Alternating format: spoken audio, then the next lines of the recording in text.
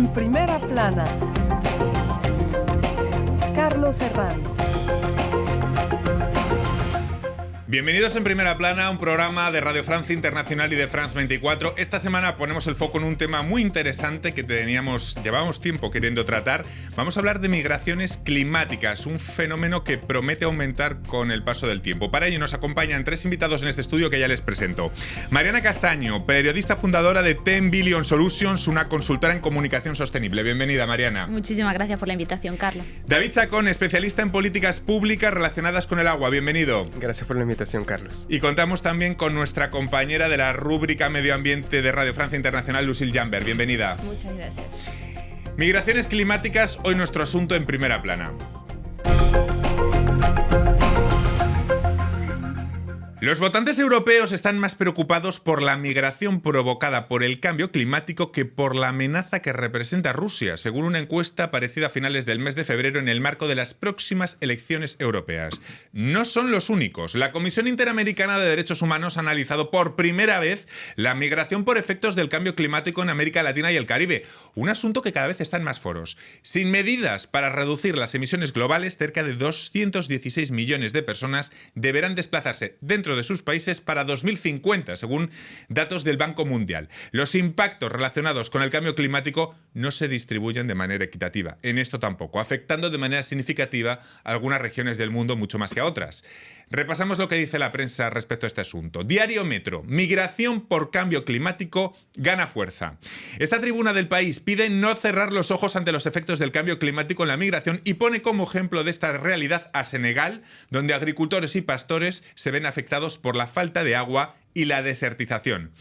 The Guardian ya anunciaba en esta portada de 2021 que la crisis climática era impredecible e irreversible y esta es otra de sus consecuencias.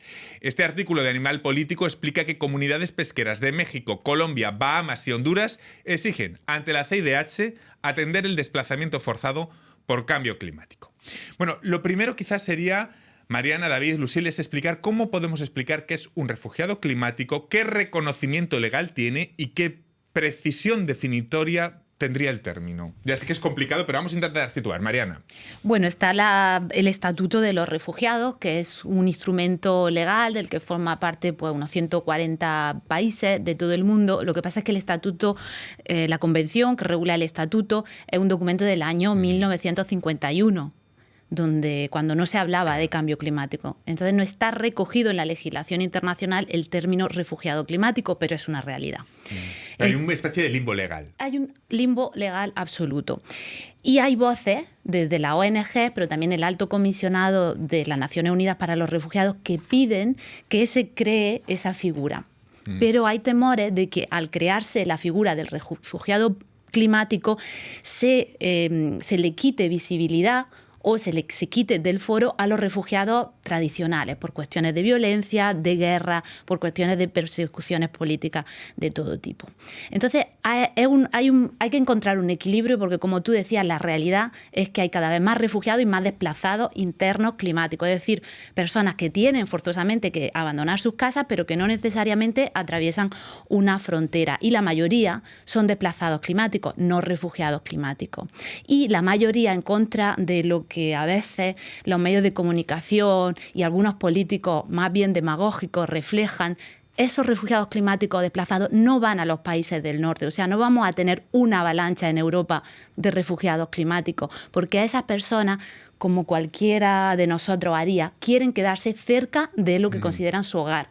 Entonces se quedan en el mismo país, pero en un lugar más seguro o en los países del entorno, que por cierto suelen ser también los más expuestos al cambio climático. A día de hoy, los refugiados climáticos, la mitad de los refugiados y desplazados climáticos están en países que son vulnerables al cambio climático, más expuestos al cambio climático, con lo cual hay que proteger a esas personas y evitar que haya más. Hay una acción a dos velocidades, proteger y evitar que haya más. David, Lucille, imagino que toda esta complejidad que estamos describiendo ya para definir el término hace complicada la pura contabilidad del fenómeno al que nos estamos refiriendo. Antes se dan algunas cifras de algunas proyecciones, habla el Banco Mundial, 216 millones de personas personas dentro de las mismas fronteras desplazadas de aquí a 2050, pero claro, todo esto hace también complicada estas proyecciones, incluso la contabilidad de lo que pueden ser desplazamientos por cambio climático, ¿no? Sí, efectivamente vemos cómo el fenómeno migratorio se vuelve cada vez más complicado, ¿no? Porque los factores ambientales vienen a añadirse a los factores sociales y económicos que obligan a estas personas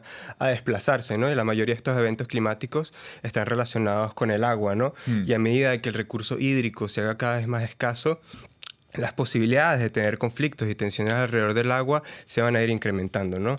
Y si tomamos el ejemplo de América Latina, por ejemplo, a pesar de que hoy en día no haya un conflicto de gran magnitud relacionado directamente con el agua, ya la CEPAL identifica numerosos conflictos relacionados con embalses, ¿no? Y al final nos obliga a todos los sectores de la sociedad, sobre todo a cooperar, ¿no? Para evitar estos conflictos. Dentro de la amplia definición hay varios tipos. Vamos con la tipología de refugiados climáticos según las causas del desplazamiento. Lucille, claro, están las fundamentales, las que todos podemos ver, las catástrofes naturales, pero luego están las indirectas que son mucho más difíciles de cuantificar, ¿no? Hay dos tipos de fenómenos, podríamos decir, eventos extremos, una inundación extrema, un temporal, un huracán, pero hay muchos otros fenómenos ligados al cambio climático que son latentes, que van desarrollándose por años, la sequía, la degradación de los suelos, el hecho de que por el alza del mar poco a poco pierdes territorio o agua salada se va infiltrando por la tierra y va devastando campos agrícolas. Y ahí hay un punto clave. El cambio climático tiene mucho efecto en el acceso al agua y en la capacidad de cultivar los campos. Y eso es lo que puede detonar la migración en muchos casos, que no necesariamente va a ser identificada por el propio migrante como el cambio climático fue la causa de mi migración, sino que la dificultad económica vinculada al hecho que ya no puedo cultivar mi campo, ya no tengo acceso al agua o para, ejemplos en África, para poder cocinar, tener acceso a madera por la deforestación, por el cambio climático, la sequía que se extiende, tengo que ir más lejos, es cada vez más complicado, entonces migro a la ciudad, por ejemplo. Luego vamos a ir con esos ejemplos a los que apunta Lucille. El cambio climático, sobre todo, un problema de justicia, porque estos desplazamientos, imagino, Mariana, que también acrecientan la desigualdad del mundo. Totalmente, y desgraciadamente las personas que se ven obligadas a abandonar sus casas son personas que emiten pocas emisiones de gases de efecto invernadero. O sea, el cambio climático es una grandísima injusticia social porque impacta más fuertemente a los que menos culpa tienen. Entonces, desgraciadamente, estamos viendo que hay una serie de desigualdades que se encabalgan la una sobre las otras. Desigualdades económicas, desigualdades de derechos políticos, de acceso a la propiedad. Tiene mucho que ver también con lo que comentaba de la seguridad alimentaria Lucille hace un momento. Y luego desigualdades frente al cambio climático, porque es una grandísima injusticia social que quien menos ha contaminado sea quien más esté pagando. Porque en los países donde menos se contamina, por ejemplo, en los países del Sahel, en África, la zona del Sáhara, es la zona más expuesta, junto con otras zonas del trópico, más expuestas. Y son las zonas donde menos emisiones de gases de efecto invernadero se producen. Entonces necesitamos una solidaridad internacional y una rendición de cuentas. El norte tiene que proteger al sur. Y por eso está surgiendo una temática que es la deuda climática. Y por eso hay también intereses políticos. Reconocer la figura del refugiado climático es meter el dedo desde el punto de vista del occidente, de los responsables históricos de estos efectos del cambio climático, meter el dedo en algo donde van a tener que pagar todavía más. Porque esos países, como lo dice Mariana, que sufren los efectos más devastadores del cambio climático, son países que no tienen las infraestructuras, las economías, las redes para poder enfrentar esas catástrofes que además se van acelerando, repitiendo en tiempos muy cortos. Entonces, eso es también un factor de la migración. Vivo ejemplo en Zambia, el año pasado inundaciones muy fuertes. Hoy, este año, sequía prolongada, la gente no tiene tiempo de adaptarse, de recuperarse, de reconstruir su casa si tiene que reconstruir, de recuperar plata para poder sembrar el año siguiente y por eso termina abandonando Lo voy a enlazar espacio. porque inundaciones y sequías hablan de un elemento esencial para la vida como es el agua. David es experto en políticas públicas de agua. Este viernes ha sido precisamente el Día Mundial de Agua. David, ¿nos aproximamos a un aumento de las llamadas guerras del agua en diversos puntos del planeta que provoquen el fenómeno del que hoy hablamos? Sí, yo creo que potencialmente, a medida de que exactamente el agua sea cada vez más raro, las posibilidades de tener tensiones y conflictos alrededor del agua van a crecer, ¿no? Por ejemplo, estaba el lago de Poopó, que es el segundo lago más importante en Bolivia, que se había secado por completo en el 2015. Después las fuertes lluvias permitieron que se rescatara un poco y ahorita en 2021 volvió a estar completamente a seco, y el departamento de Oruro estaba preveyendo posibles conflictos entre las comunidades pesqueras, agrícolas y mineras en la zona, ¿no? Y para prevenir esto, yo creo justamente que los gobiernos tienen que dar un paso más allá de la respuesta humanitaria y la respuesta de emergencia que se da a estos desplazamientos climáticos, y tratar el tema de forma estructural, ¿no? ¿Cómo podemos adaptar nuestras políticas de agua para adaptarnos frente al cambio climático, ¿no? Y no solamente desde un punto de vista cuantitativo, pero también cualitativo. ¿Quieres añadir algo más, Mariana? Totalmente. Son decisiones políticas. Estamos frente a una realidad física, la del cambio climático, un aumento de la temperatura que tiene unas causas identificables perfectamente, que son las emisiones de gases de efecto invernadero. Lo que hay que hacer para evitar que esto vaya más es frenar esas emisiones de gases de efecto invernadero y proteger a los que ya son más impactados. Entonces, en la COP, por ejemplo, en Dubái este año, se adoptó un fondo para pérdidas y daños. Se adoptó, pero todavía no hay dinero. Hace falta voluntad política y hace falta dinero. Mucho dinero, que puede parecer titanesca la inversión, pero si la comparamos, ahí vemos imágenes de combustibles fósiles. Si comparamos los 360.000 millones que hacen falta en adaptación para hacer esas reformas estructurales con los 2 billones que se gastan en armamento cada año, el coste de la adaptación es apenas un 15% de lo que nos estamos gastando en guerra. ¿Creéis que los gobiernos todavía no se han tomado lo suficientemente en serio esta cuestión porque no empuja todavía, no tenemos esa imagen de masa por refugiados climáticos, y hasta que no se estampen con la tozuda realidad no se van a mover las cosas? ¿Tenéis un poco esta sensación con este tema? Totalmente, totalmente.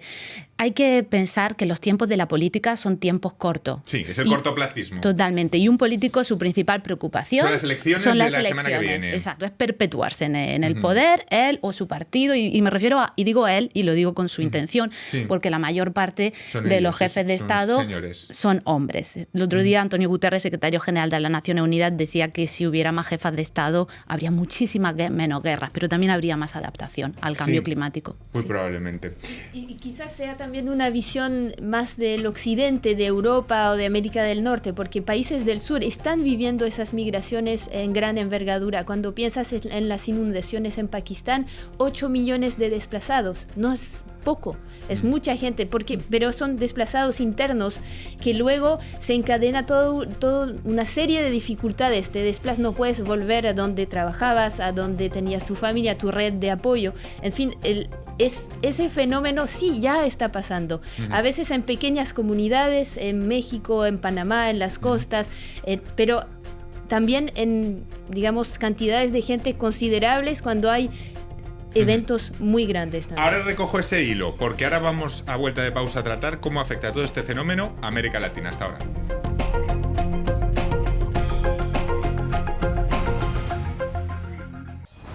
Ellos observan, alertan, testifican, filman, fotografían. Son la voz de los que no la tienen. Son sus ojos alrededor del mundo. Los Observadores, una red de 5.000 ciudadanos comprometidos junto con France 24. Imágenes y testimonios de aficionados verificados por nuestros periodistas, transmitidos cada semana. Acompáñenme en Los Observadores por France 24 y france24.com. La historia de nuestro mundo está en constante cambio. El flujo de información es cada vez mayor. Estamos ahí con todos los temas. Nos comprometemos con la verificación, desde el terreno, en todas las circunstancias, para anticipar el futuro y entender el presente. Lo acompañamos 24 horas, 7 días a la semana. France 24, una mirada diferente a la actualidad. Liberté, égalité, actualité. Seguimos aquí en Primera Plana, esta semana hablando del fenómeno de los desplazamientos climáticos con Mariana Castaño, periodista fundadora de 10 Billion Solutions, con David Chacón, especialista en políticas públicas del agua, y con mi compañera de RFI, Lucille Janberg. Bueno, los desplazamientos por causas medioambientales y climáticas, estábamos comentando que aunque hay predicciones y hay proyecciones, hablábamos antes de las del Banco Mundial, son difícilmente cuantificables, en gran medida porque la decisión de migrar suele ser multicausal, entendemos, Mariana. Por esa multicausalidad hace que sea complicada la contabilidad. El fenómeno está ahí. Lo complicado es cuantificarlo, ¿no? Exacto. Incluso decía Lucila hace un momento que es que hay migrantes o desplazados que no se identifican como refugiados climáticos porque hay una serie de causas: acceso al agua, malas cosechas de manera consecutiva, dificultades para reconstruir la vivienda cuando ha habido varias épocas, por ejemplo, el fenómeno del Niño, que se está convirtiendo en algo casi cotidiano. Entonces hay que tener en cuenta que estamos frente a unas realidades muy complejas que requieren que las soluciones no sean parciales, sino que sean sistémicas, como decía David hace un momento. Lucila antes hablaba de ejemplos en África. Bueno, Chad, Senegal, Zambia presentan varios ejemplos de desplazamientos medioambientales. Muchos de ellos no tienen que ver con catástrofes, con esa imagen de la catástrofe climática, del terremoto, de la inundación. A veces están relacionados con la pura seguridad alimentaria. Sí, digamos, las fuentes de ingreso de las personas están en jaque a causa de fenómenos climáticos que son más latentes, más lentos. Por ejemplo, la erosión de las costas con el alza del nivel del mar se acelera. Entonces hay lugares en África, en toda la costa de África del Oeste, donde la gente ya se tiene que mudar, ya no puede vivir, pescadores, por ejemplo, muy cerca de la playa donde iba a trabajar, sino que ha sido desplazada, han sido reubicados más allá, a veces a 10, 15 kilómetros, y eso luego les impide hacer su trabajo como antes, porque no tienen los medios para movilizarse, hacer ese trayecto hacia su trabajo. Otro ejemplo importante en el continente africano, las consecuencias para las mujeres. Muchas mujeres en el continente africano son las que se encargan de ir a buscar la madera para poder cocinar. Con la sequía, con el proceso de deforestación, esa madera hay que ir a buscarla cada vez más lejos. Y eso las pone más vulnerables en el camino a violencia de género. Eso se ha demostrado, hay testimonios de eso. David. Sí, justamente a mí me parece importante recalcar ese tema, ¿no? El hecho de que el cambio climático afecta de forma diferenciada a los hombres y las mujeres, ¿no? Y con respecto al tema del agua, el Programa de Evaluación de Recursos Hídricos de la UNESCO lo pone en evidencia el hecho de que nuestra relación con el agua está determinada por los roles de género socialmente establecidos, y las mujeres son regularmente las encargadas de tener que buscar el agua cuando ésta escasea, ¿no? UNICEF en 2016 hablaba de que 200 millones de horas diarias eran usadas por las mujeres y las niñas en búsqueda de agua todos los días. Y a su vez están menos equipadas para hacer frente a los efectos del cambio climático, ¿no? Hoy en día las mujeres están subrepresentadas en las instituciones de toma de decisiones, tanto a nivel nacional, pero también a nivel local, en las comunidades, y por eso es importante integrar una perspectiva de género de forma transversal en todas las políticas públicas, y en particular las políticas de agua, y sobre todo promover la recopilación de datos desglosados por sexo para poder hacer un diagnóstico, ¿no? Y conocer las realidades y las causas estructurales y subyacentes de esas desigualdades de género. Pues me parece muy bien que subrayemos esta perspectiva de género en este programa hoy. Lucille. Sí, iba a ir también sobre el tema del agua para decir que, por ejemplo, uno piensa ya la inundación, uno pierde su casa y eso es el primer problema. Hay otros problemas que se encadenan. Por ejemplo, cuando se inunda una zona, se debilita toda la infraestructura de acceso al agua potable. Entonces, después, por meses, puedes tener dificultad en tener acceso a agua potable. Y eso hace surgir enfermedades, dificultades, ¿cómo puedo decir?, globales. Sí. Se vuelve más complejo el problema y por eso luego se migra. Y un multiplicador, perdona Carlos, un multiplicador de riesgo, el cambio climático.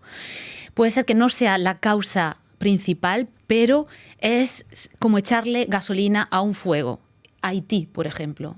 Estamos frente a un Estado fallido, donde el gobierno no tiene el poder ya sobre la seguridad de las calles, pero es un Estado que desgraciadamente se ha convertido en arquetípico de lo que una crisis encima de otra crisis y encima de una situación colonial, porque hay que así decirlo, y extractiva por parte de empresas y de poder extranjero a lo largo de siglos ya, da como consecuencia que haya un pueblo, todo un país condenado al caos.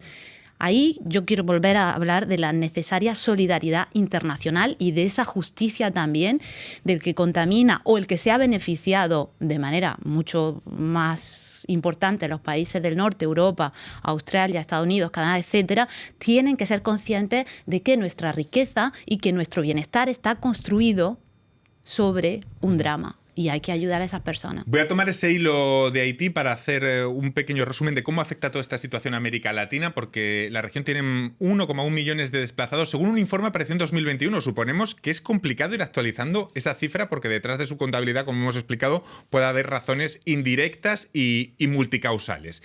Brasil estaría en la cabeza de esta lista de migraciones climáticas. Tiene un poco de lógica, ¿no? En el país migraron internamente casi 500.000 de personas a causa de desastres relacionados con el clima, pero enseguida después aparece, y es mucho más significativo, Haití, precisamente con 220.000. Después llega Cuba, Uruguay y sobre todo Centroamérica, ¿no?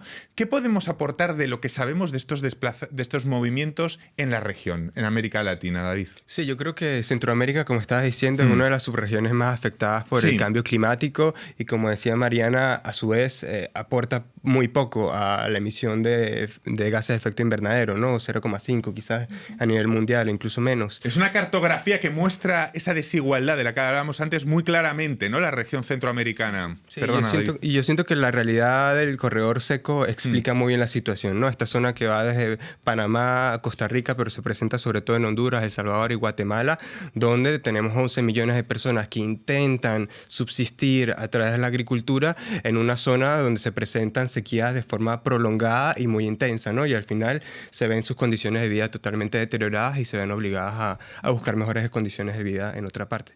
Y han vivido eventos extremos muy seguidos, huracanes casi cada año, a muy pocos años uno del otro, sequía prolongada, lo decía, degradación de los suelos también, y todo eso dificulta las cosechas, la capacidad de cultivar, de vivir y vender lo que puedes cultivar, y por lo tanto entra en la decisión de migrar hacia el norte, hacia Estados Unidos. Y entendemos también que también están los impactos humanitarios del niño, que son evidentes. Entendemos más vulnerabilidad previa, la capacidad de respuesta es más limitada cuando los recursos son menores y por tanto el riesgo es mayor. Me explicaba antes fuera de micro Lucille Jammer que no se puede decir que el niño se relacione en origen con el cambio climático, pero que sí que el cambio climático actúa como amplificador, lo que decía antes Mariana, ¿no? Multiplicador, totalmente, sí. Es como echar más gasolina a un fuego. A mí me gustaría que habláramos también de el empobrecimiento generalizado de las poblaciones de América Central, y lo que se consideraba una riqueza está en peligro. Por ejemplo, países como Panamá, un país pues muy avanzado económicamente, cuya joya de la corona económica, ese canal de Panamá, pues ahora pueden pasar muchos menos barcos cada año por la sequía, porque hay menos agua para alimentar ese canal de Panamá. Otra joya de la corona en cuanto a la matriz energética de la región centroamericana, la hidrología. Se podían construir embalses, había una potencia de energía hidráulica muy fuerte. Desgraciadamente, con el cambio climático y con esas sequías prolongadas, lo que antes era una riqueza se está convirtiendo en una debilidad. Con lo cual de nuevo vemos una superposición de factores que pueden determinar que poblaciones importantes basculen, pasen a la pobreza o a una situación de migración forzada. Les pregunto, a partir del limbo legal de los refugiados climáticos que ya hemos comentado, los esfuerzos políticos que se hagan dentro del cortoplacismo que existe para avanzar en el tratamiento de este problema tienen que convivir forzosamente y actualmente, primero, con planteamientos negacionistas, que todavía los hay, aunque es verdad que cada vez menos, pero todavía lo hay, y también con posiciones xenófobas que siempre están ahí, ¿entendemos? Y eso sí que están ahí, lo vemos claramente. Sí, David. yo creo que este es un gran problema no solamente en América Latina, sino en todo el mundo. Y yo creo que es momento de poder sobrepasar ese tipo de discursos y más bien tener un discurso de la solidaridad, como decía Mariana anteriormente, y poder integrar este concepto de solidaridad en las políticas públicas, porque con respecto al agua, no todos los actores de la sociedad consumimos la misma cantidad de agua y no todos la contaminamos de la misma manera. Y en ese sentido se necesita una contribución más justa. Se necesita que las personas, todos, en un esfuerzo común, decidan hacer un uso más eficiente del agua, ¿no? Que es hacer más con menos agua y poder contaminarla menos. Y eso se hace a través de marcos regulatorios, se hace a través de la fiscalización y a través de diálogos territoriales. Y en América Latina eso es una gran dificultad, ¿no? Donde los estados tienen una capacidad administrativa más debilitada y más desigualdad. Lucille. Sí, decir lo que hemos dicho al principio, que claro, hay esos discursos que crecen, pero en realidad los países que están enfrentando y que están pagando la cuenta de esas migraciones climáticas son países del sur, que no son responsables del cambio climático, de estas emisiones que nosotros europeos hemos provocado, y pensar también quizás positivamente también esa cifra del Banco Mundial, 216 millones de desplazados climáticos de aquí a 2050, también dice que si hacemos el trabajo de reducir las emisiones de carbono, si integramos en la cuestión de las migraciones climáticas en nuestros planes de adaptación, si adaptamos nuestras sociedades, economías, forma en que desarrollamos el territorio, en fin, se puede reducir eso en un 80%. Entonces las soluciones a la crisis climática están en nuestras manos. Hay que implementarlas y pensarlas a largo plazo. También en los países donde suceden esas migraciones es fundamental que el tema de la movilidad humana asociada a los efectos del cambio climático se integre a los planes, a la forma de pensar el mañana, el cómo organizamos la sociedad Pero mañana. parece que esa toma de conciencia siempre parece que tiene que funcionar de abajo arriba. Es decir, hasta que la opinión pública no presiona a los poderes porque ha tomado conciencia de este problema, no va a ser el político cortoplacista el que va a poner el cascabel al gato. ¿Me equivoco? Las presiones tienen que venir Sí. de todo, a todos los niveles. A lo mejor nos tenemos que fijar en las próximas elecciones, mirar la etiqueta, ¿no? De lo que proponen, mirar esta etiqueta, ¿no? Eso sería un tipo de presión. El problema está en que a día de hoy la gente está más preocupada por el poder adquisitivo, por la pérdida de poder adquisitivo, por la dificultad de acceder a una vivienda, por necesidades muy básicas y desgraciadamente la solidaridad internacional no es una prioridad, ni para los votantes ni para los que se hacen elegir. Pues muchísimas gracias a los tres, me quedo sin tiempo para más, ha sido un placer y a todos ustedes les esperamos la próxima semana aquí en Primera Plana. Gracias.